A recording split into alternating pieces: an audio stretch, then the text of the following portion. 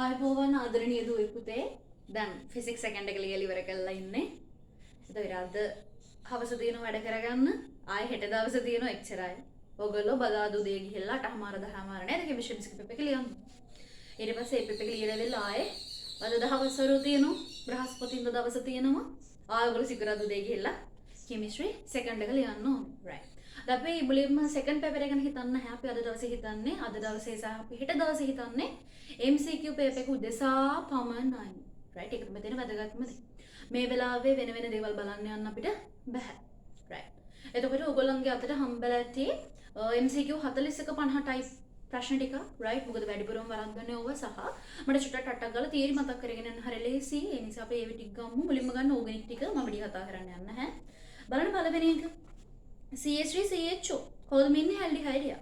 ඇල්ඩිහයිඩය ඔය ammonium hydroxide silver nitrate කියන මොනවද? ටොලරන්ස් ප්‍රතිකාරකයේ ඒත් ඔයගොල්ලන්ට මතක ඇත්තේ ඇල්ඩිහයිඩ් එකකට අපි ඇමෝනියම් සිල්වර් නයිට්‍රේට් එහෙම නැත්නම් ටොලරන්ස් දැම්මහම අපි දුන්නා රිදී කැඩපතක්. ඒක තමයි ඇල්ඩිහයිඩ් නේද? කීටෝන වලින් වෙන් කරලා හඳුනා ගැනීමේ පරීක්ෂණයක් මේක.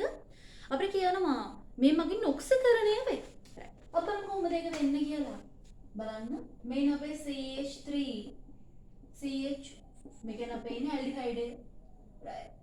මම ඔක්සිජන් අංකය බලන්න. මම ඔක්සිජන් අංකත් මතක් කරගෙන යන්න හදන්නේ. මේ කාබන් බෙදරින්නේ මේ කාබන්ට එතන විදුලිනතාව වෙනසක් නැහැ.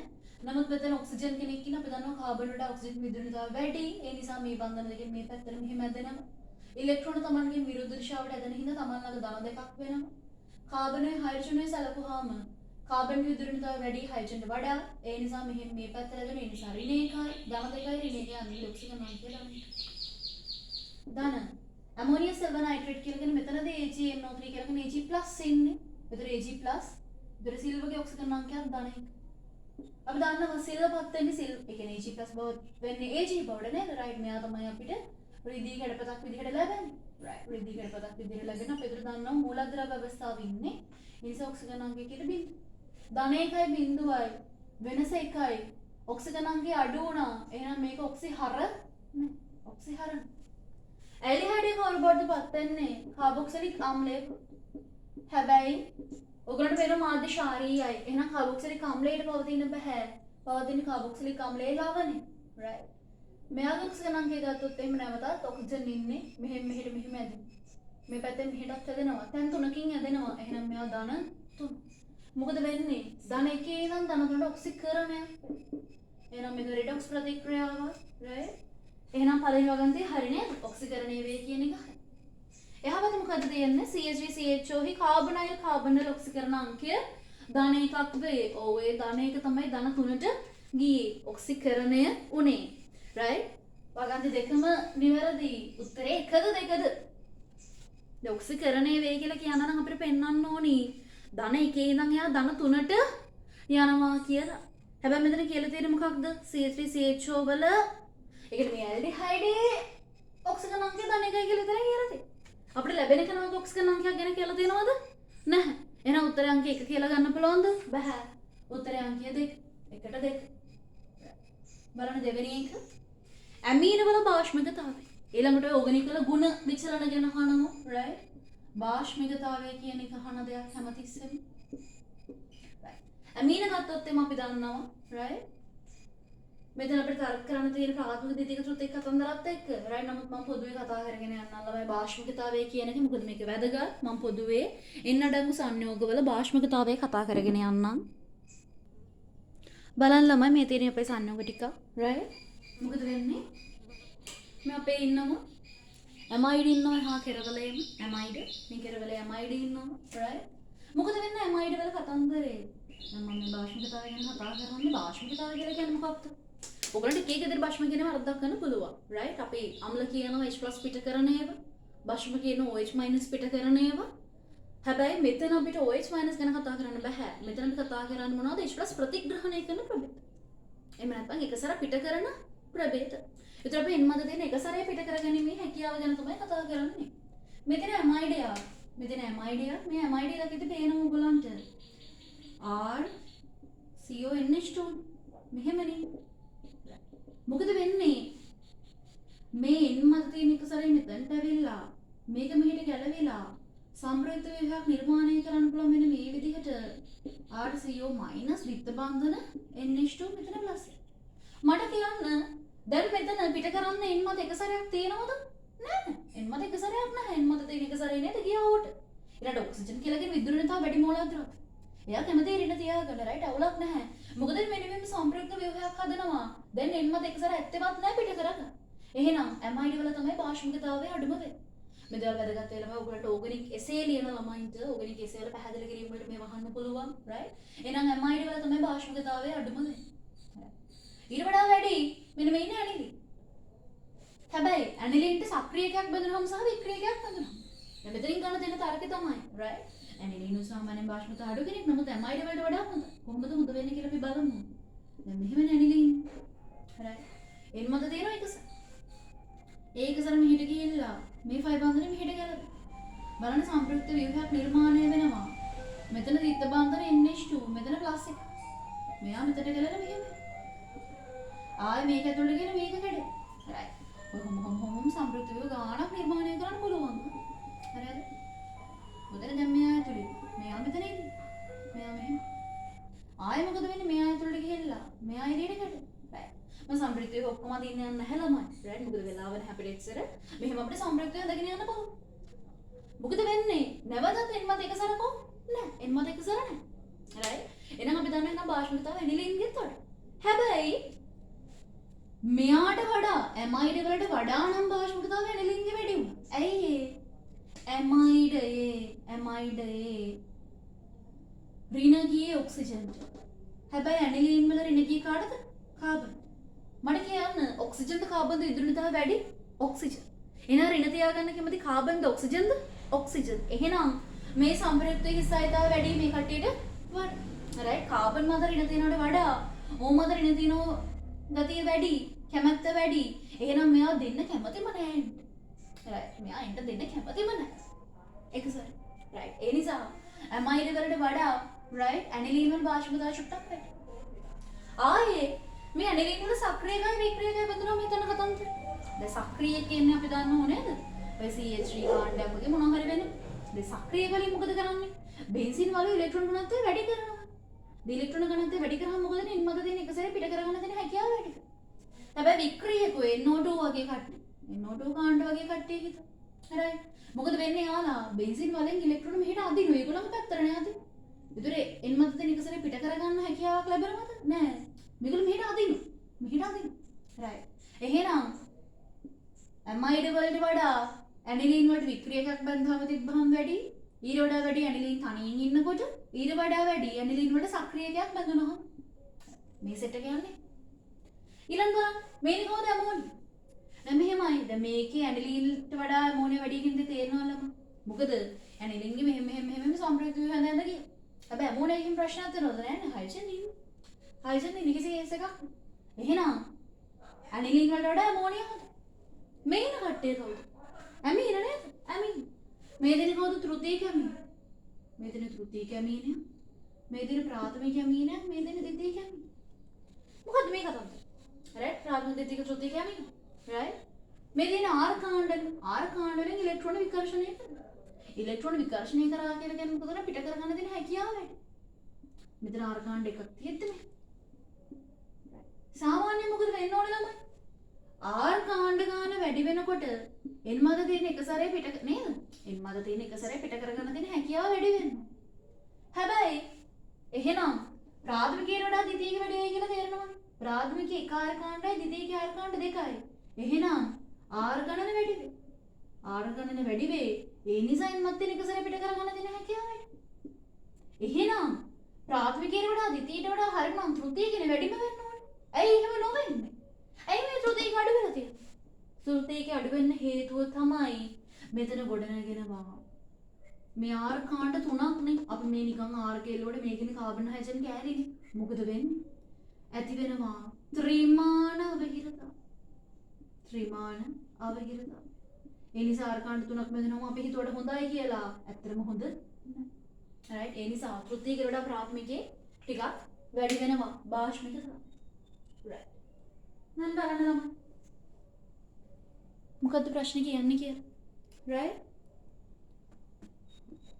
මේක දාගන්න හොඳේ ඔලුවට right මොකද මේ කැලේ ඉතාල වැදගත් right මොකද මේ වගේ වහනවා මම මේ වගන්ති විදියට හොුත් එහෙමයි මේවා වගන්තිම නෙමෙයි නේද ABCD අස්සේ උනත් තියෙන්න පුළුවන් එහෙම නැත්නම් එක ඉතිහාසය උනත් තියෙන්න පුළුවන් right මොකද වෙන්නේ අපිට කියන්නේ ඇමීනවල භාෂ්මිකතාවය ප්‍රාථමිකයට වඩා ද්විතීයකට වඩා තෘතීයක වැඩිලු වගන්ති වැරදි නේද right වගන්ති වැරදි right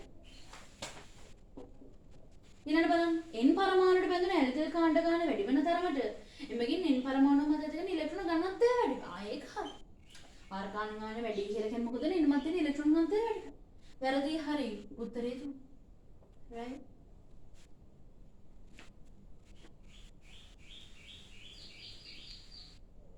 වැරදි හරි උත්තරේ 4 ළමයි හොඳේ 4 right.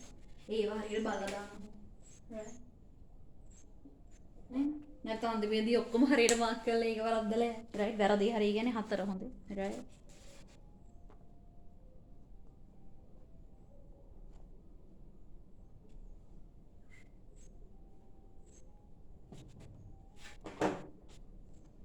මම අර වෙලාවදී තියන්නේ ඔයගලන්ට ඕන දේවල් ලියා ගන්න පුළුවන් වීඩියෝ එක ස්ටොප් කරලා හොඳේ බලන්න තුන්වෙනි ප්‍රශ්නයෙන් අහන්න ඔයගලන්ට ලූකස් ප්‍රතිකාරකයේ මතකයි නම් right ලූකස් මතකයි නම් ලූකස් කියව කවුද නිර්ජලීය සින්ක්ලෝරයිඩ් සහ සාන්ද්‍ර HCl මේ අපිට හම්බෙන්නේ මොනවද ඇල්කොහොල් වලින් ඇල්කිල් හේලයිඩ් හදද්දි ඔබට මතකයි නම් අපේ ඉදන්දි කතා කරා right මොකද වෙන්නේ අපේ ප්‍රාථමික ද්විතීයික තෘතීයික ඇල්කොහොල් බව අඳුර ගන්න පුළුවන් right මොකද වෙන්නේ ලූකස් ප්‍රතිකාරකය ගම්මහම ප්‍රාථමිකයට අදාළව අග්‍රතාව ලබා දෙන්න මොකද උන්නේ ගොඩක් වෙලා ගියා නේද right අවිලතාවයක් ලබා දෙන්න අවිලතාවයක් කියන්නේ නිකන් අර අපහැදිලිකම ද්‍රාවණේ right අවිලතාවයක් ඇතම නිකන් අපි බලද්දි ලබා දුන්නේ නැති තරම් right මොකද ගොඩාක් වෙලා අපි රත් කරන්න ඕනේ මේ වගේ තත්ත්ව දෙන්න හැබැයි ද්විතීයික ඇල්කොහොලකට අදාළ මොකද වෙන්නේ මද වෙලාවක් ගිහින් අවිලතාවයක් දුන්න හැබැයි තෘතීයික ඇල්කොහොලකට අදාළව මොකද උනේ ෂණික අවිලතාවයක් දුන්න ෂණික අවිලතාවයක් දුන්න දැන් මෙතන අපිට සංසන්දනය කරන්න දෙන්නේ තෘතීයික ඇල්කොහොලයක් තියෙනවා සහ මේනේ ප්‍රාථමික ඇල්කොහොල ඉතින් ළමයි හිතනවා එහෙනම් මොකද වෙන්නේ තෘතීයික ඇල්කොහොල නම් එහෙනම් ෂණික වෙනවා ප්‍රාථමික නම් නැහැ හැබැයි ඇස් පේන්න ඕනි right මෙයා සාමාන්‍ය කෙනෙක් දෙන්නේ නැහැ මේ මෙතන ප්‍රාථමික ද්විතීයික තෘතීයික වල කතන්දරේ මොකද උනේ මම මතක් කරන්න right ප්‍රාථමික ඇල්කොහොලක් කියන්නේ මේ වගේ CH3CH2 නිර්ජලීය සින්ක්ලෝරයිඩ් සාන්ද්‍ර HCl දැම්ම කියලා කියන්නේ මේ OH එක ගැලවිලා ඒ වෙනකොට Cl ගන්න බැලු OH එක ගැලවිලා Cl එකක් ගන්න එතකොට මේක අතර මැදියක් හරහා යන මෙතන අතර මැදි CH3CH2+ මෙන්න මේ කාබු කැටායනේ නේද එතන ප්‍රාථමිකයෙන් හම්බෙන්නේ ප්‍රාථමික කාබු කැටාය ද්විතීයිකයෙන් හම්බෙන්නේ මොකද්ද ද්විතීයික කාබු කැටාය තෘතීයිකයෙන් හම්බෙන්නේ මොකද්ද තෘතීයික කාබු කැටාය අපි යනවා පාඩම කාබු කැටායන ස්ථායීතාවය කියන එක right කාබු කැටායන ස්ථායී මේවෙන් MCQ වෙන්න පුළුවන් මේ කාබු කැටායන ස්ථායීතාව මට කතන්දර දෙකකට කතා කරන්න පුළුවන් එකක් තමයි ප්‍රේරකාචරණය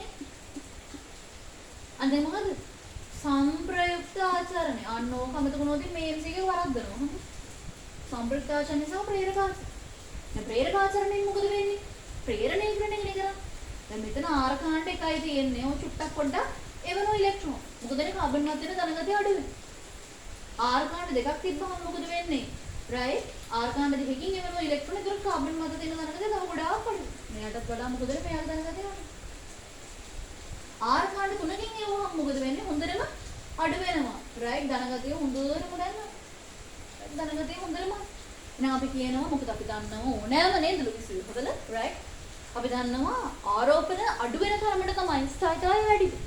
එහෙනම් මොකද වෙන්නේ? ප්‍රාථමිකයට වඩා ද්විතීයික ස්ථායී, ද්විතීයිකට වඩා තෘතීයික ස්ථායී. ඒ තමයි ප්‍රේරකාංශය. නමුත් ළමයි මෙතන මොකද වෙන්නේ? මෙතන එතකොට තියෙන තෘතීයික කාබෝකැටායනයන් මෙතනට බලපාන්නේ ප්‍රේරකාංශය. හොඳයි. දැන් මෙතන තියෙනවා ප්‍රාථමික කාබෝකැටායන ප්‍රේරකාංශය නම් ඉතර බලවත්. හැබැයි මෙයාගෙන් ලැබෙන කාබු කැටායන වෙන විදිහම කෙනෙක් නේ CH2+ දැන් මොකද වෙන්නේ right මෙයාට පුළුවන් මේ තියෙන බෙන්සීන් වලේ තියෙන මෙන්න මේ 5 ඉලෙක්ට්‍රෝනත් එක්ක මෙයාගේ කාබන් මත තියෙන ධන ගතිය නැති කර දෙනවා.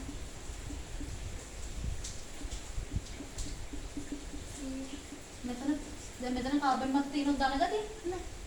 තව සම්ප්‍රයුක්ත ව්‍යුහ හඳින්න පුළුවන්. මේක මෙතනට දාලා දින්න පුළුවන්.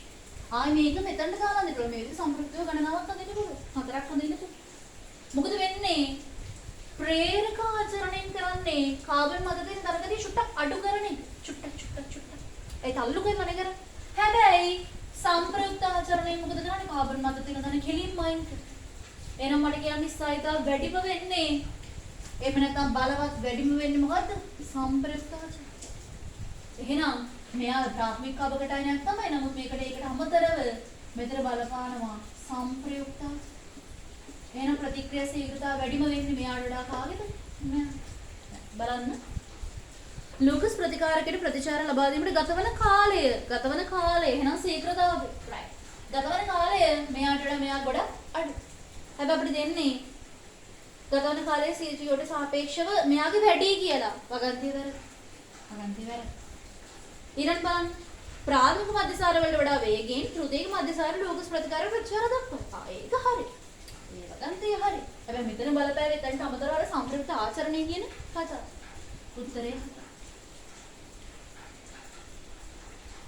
ඊළඟ බලන්න මේ හුඹුම හතරක් right කවුදනි true beauty නෑ right මේ වගේ එකක් දැක්කම පඬිත වෙන්න එපා අඳ ගන්න ඕනේ හොඳ මම දැකලා තියෙනවා හොඳ දක්ෂ ළමයි right පඬිතයි හරියම පඬිතයි right මේක අඳින්න නැහැ ළමයි ඔයාලා ඒ ලෙවල් විභාගෙන් ඉන්නේ දැන් ඔයගොල්ලෝ ඊළඟ ලියන්නේ ඒ ලෙවල් විභාගෙනේ right පඬිත වෙන්න right පඬිතුනෝතින් ඔක්කොම ඉවරයි right ඔය කොච්චර දක්ෂයෙක් වුණත් ගන්නේ මේක අඳ ගන්න මහලක වෙලක් තමයි මේකට right beauty එකේ කාබන් කියන 4 1 2 3 4 ඇල්කෙනෙක් කියන ඇල්කෙන මොකද ඇල්ඩිහයිඩ් මම නම් කරන්න ඕන 1 2 3 4 අපි දන්නවා ඇල්කෙනෙක් ඇල් කියලා කියන ඇල්ඩිහයිඩ් එක අනිවාර්යයෙන් මේ අංක 1 හැබැයි අපි එක ලියන්නේ නැහැ එහෙනම් මොන අපි මෙයාව ඇල්ඩිහයිඩ් එක දෙකේ දිනනවා ඊන් කෙනෙක් කියන්නේ දිත්ත බන්ධනයක් එහෙනම් මදිපාරුවට කාබන්ගේ සංශ්ලිතතාවයේ 4 පෙරේන මොනවද අපි දාන්නේ හයිජන් තමයි ඒක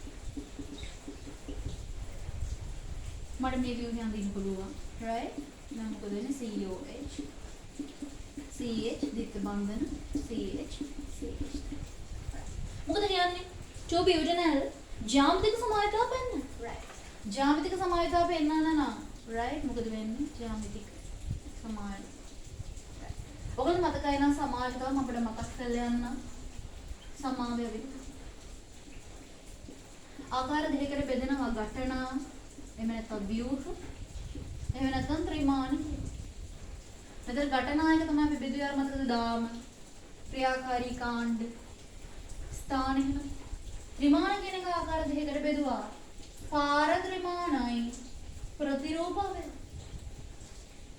මං කිව්වා පාර ත්‍රිමාණයට තමයි අපි කතා කරන්නේ මොකද්ද ජ්‍යාමිතික සමායතන ජ්‍යාමිතික සමායතාව තෘප්ත කරන නම් කරුණු දෙකක් තියෙනවා එකක් තමයි කාබන් කාබන් දිත්ත බන්ධනයක් තියෙන්න ඕනේ ඒ වගේම එක කාබන් කෙනෙක්ට වෙනස් කට්ටිය බෙදලා තියෙන වෙනස් සිස් ට්‍රාන්ස් වෙන්නන්න පුළුවන් එහෙම නැත්නම් මොනවද මම කිව්වා EZ පෙන්වන්න පුළුවන් EZ කියලා කියන්නේ හිතන්න මේගොල්ලන්ට වෙනම සෙට් එකක් මෙයා AB මෙයා CD වෙන්න පුළුවන් වෙනම කට්ටිය බෙදලා ඒ මොනවද කිව්වා ඊගෝ EZ මොකද වෙන්නේ එහෙනම් දිත්ත බන්ධනය හරි මේක අපිට බෙදලා ඉන්නේ H එකකුයි COH එකකුයි මේක අපිට බෙදලා ඉන්නේ H එකකුයි CH එකකුයි වෙන වෙනස් කාණ්ඩ දෙකක් නේද රයිට් අවුලක් නැහැ එහෙනම් මොකද සමායතාව පෙන්නයි කියලා මම ගන්තිය හරි එහා පැත්තේ තියෙනවා එකිනෙකෙහි දර්පණ ප්‍රතිබිම්බ නොවන ත්‍රිමාණ ව්‍යුහ දෙකක් 2 බියුටනල්ට ඇත. ඔව්. අපි කතා කරනවා ජ්‍යාමිතික සමාය කියලා කියන මොනවද? දර්පණ ප්‍රතිබිම්බ right අපි දර්පණ ප්‍රතිබිම්බ ගැන කතා කරනවා. කොහේද කතා කරන්නේ?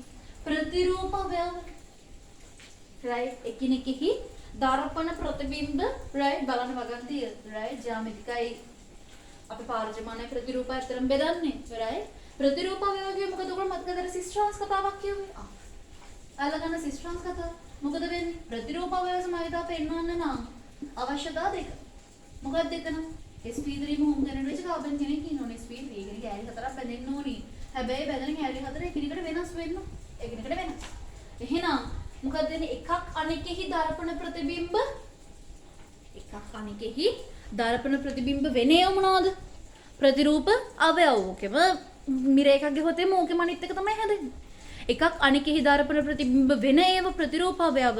හැබැයි එකක් අනිකෙහි දර්පණ ප්‍රතිබිම්බ නොවන ඒව මොනවාද? ජ්‍යාමිති. රයිට් වගන්ති දෙකම. එහෙනම් ඒක තමයි ජ්‍යාමිතික් කියලා කියන්නේ. රයිට් එන උත්තරේ කීයද? 1 උත්තරේ.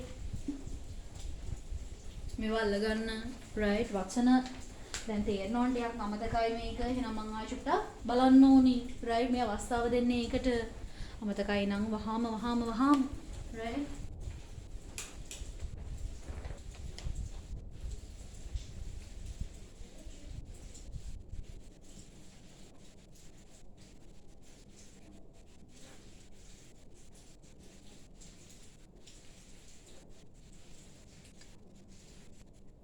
බලන්න මේ පස්වෙනි එක ඇරිල් ඩයසෝනියම් ලවණ. රයිට් ඇරිල් ඩයසෝනියම් ලවණ කියන්නේ මොනවද? ඔයගොල්ලෝ ඉගෙන ගන්න නේ. රයිට් මේ ඇරිල් කියන්නේ බෙන්සීන් වලට බෙදෙන මේ ඩයසෝනියම් ලවණ. ඇලිෆැටික් ඩයසෝනියම් ලවණ. ඇලිෆැටික් කියන්නේ මේ මාර කාණ්ඩය මොනවා හරි තියෙන. රයිට් අපි තුන් CH3 කාණ්ඩය. CH3 into C. දැන් මෙහෙම එකක් දැකලා තියෙනවද නම?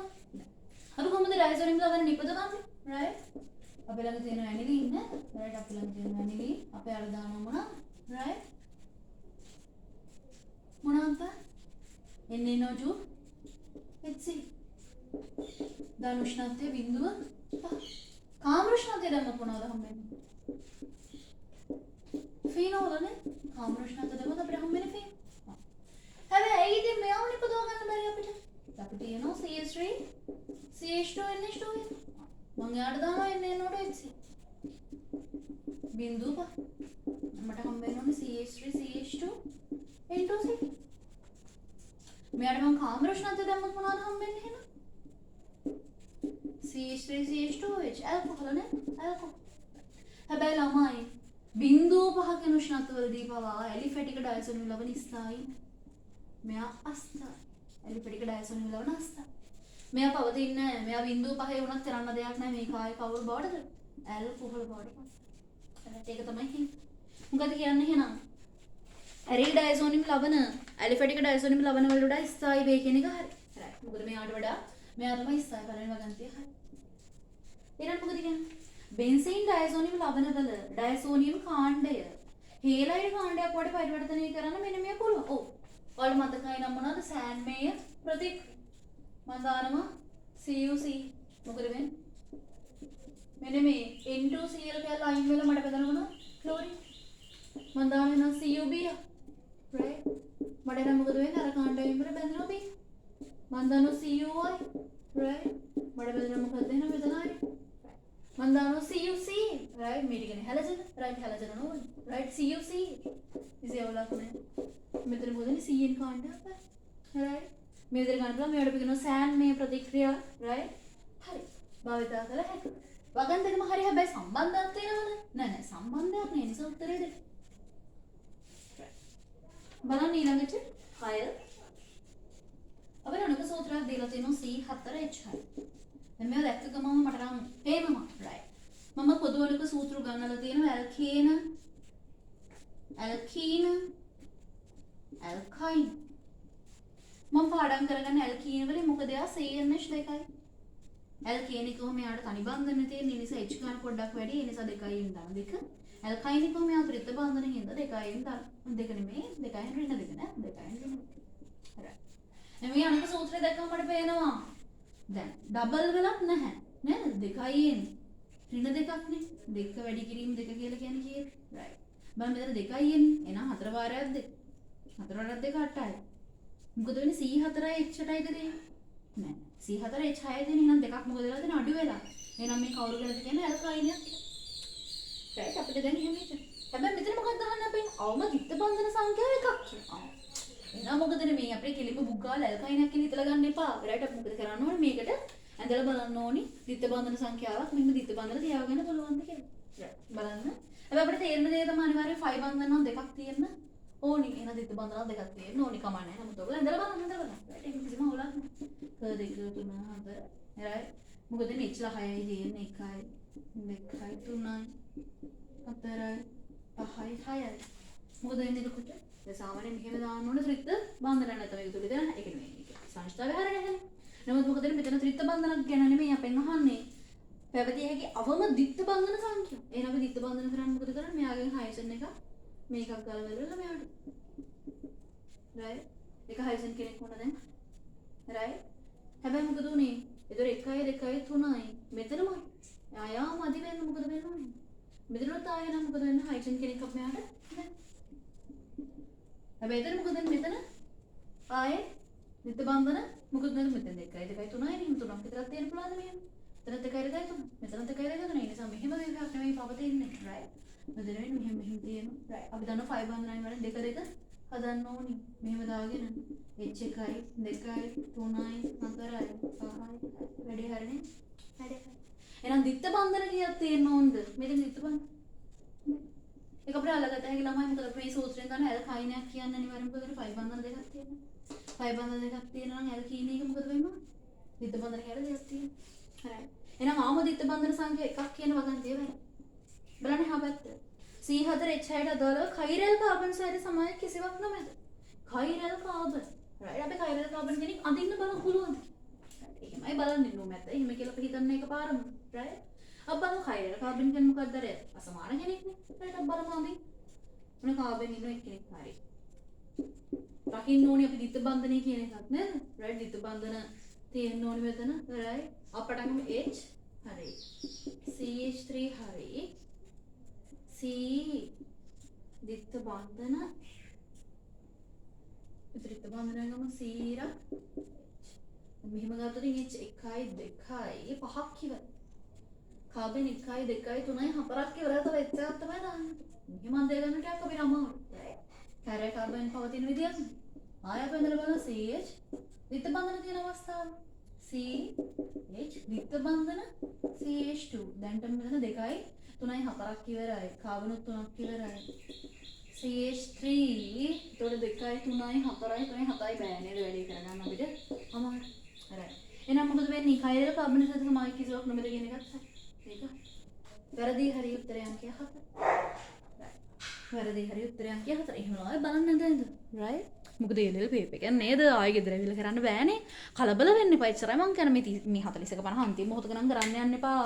කියලා වෙනවා. මොකද ඒකේ PVC එන්නේ නැහැ නේද? right?